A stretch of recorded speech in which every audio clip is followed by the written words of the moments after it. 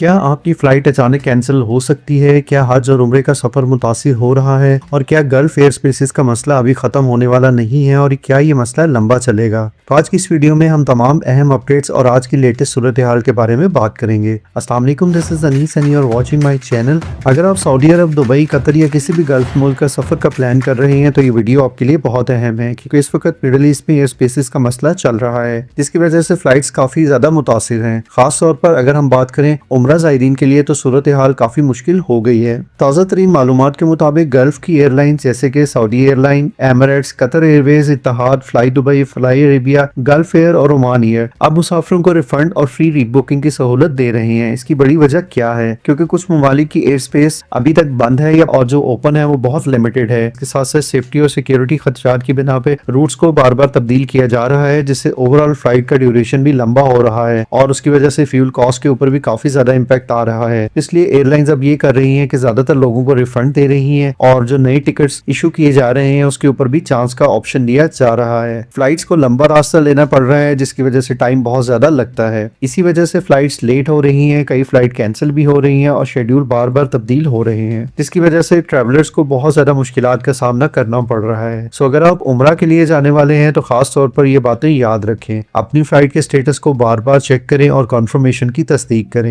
Airport जाने से पहले अपनी फ्लाइट का स्टेटस जरूर देखें। अगर आपकी फ्लाइट कैंसिल हो जाए तो फौरन एयरलाइन से राब्ता करें और मुतबादिल ऑप्शन के बारे में बात करें। अभी ज्यादा एयरलाइंस ये सहूलत दे रही हैं कि अगर आपकी फ्लाइट कैंसिल हो चुकी है तो आप फ्री रीबुकिंग करवा सकते हैं, किसी भी नई तारीख पे अपनी टिकट को एडजस्ट करवा सकते हैं। ये इसके साथ साथ अगर आप ट्रेवल नहीं करना चाहते तो आपको फुल रिफंड की ऑप्शन भी दी जा रही है बगैर किसी कटौती के। खासतौर पर अगर हम सऊदी एयरलाइन की बात करें और दीगर गल्फ एयरलाइंस हज सीजन की वजह से मुसाफिरों को सहूलत देने की कोशिश कर रही हैं, क्योंकि हज करीब है इसलिए रश भी बहुत ज्यादा है और मामूली ताखीर भी बड़ा मसला बन सकती है, क्योंकि सऊदी अरब की तरफ से हज सीजन के लिए ऐलान किया जा चुका है और 18 अप्रैल 2026 की डेट दे दी गई है जब तक उन्होंने सऊदी अरब को छोड़ना है। तो इस वक्त जितने लोगों की फ्लाइट्स हैं वो काफी ज्यादा मुतासिर हैं, जिसकी वजह से एयरलाइन स्केड्यूल इस तरीके से बना रही है कि आपको ऑप्शन दे रही है कि अगर आप ट्रेवल अवॉइड कर सकते हैं तो आप फुल रिफंड हासिल कर लें। तो अगर आप भी ऐसे लोगों में शामिल हैं तो आप अपना ट्रेवल प्लान को रिविजिट कर लें और अगर आपको लगता है कि आप इसको अवॉइड कर सकते हैं तो मौजूदा सूरत हाल के पेश नजर आप इसको अवॉइड करके फुल रिफंड हासिल कर लें। अगर हम पाकिस्तान से जाने वाले मुसाफिरों की बात करें तो पाकिस्तान की मेजर एयरलाइन जिसके अंदर PIA, एयर ब्लू और एयर सियाल की फ्लाइट्स भी मुतासिर हो चुकी हैं। खासतौर पर अगर आपकी कनेक्टिंग फ्लाइट दुबई, दोहा या जद्दा से है तो सूरत में आपको प्रॉब्लम का सामना करना पड़ सकता है। जितनी भी डायरेक्ट फ्लाइट्स हैं जो पाकिस्तान से ऑपरेट कर रही हैं, चाहे वो PIA,